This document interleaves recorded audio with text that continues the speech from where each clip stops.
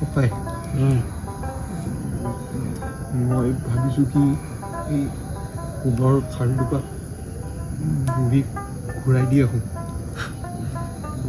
বুঢ়ীয়ে হেনো তাইৰ অনাথ নাতিনীৰ বাবে তাইৰ বিয়াৰ বাবে সাঁচি ৰাখিছিল। আমাৰ সোণমণিৰ চকুত চাই তই যদি ক'ব পাৰ যে তাৰ মৰমৰ বাপেৰাই তাৰ অপাৰেশ্যনৰ কাৰণে হেনো টকা যোগাৰ কৰিব নোৱাৰিলে, তেন্তে যা ঘূৰাই দিয়া।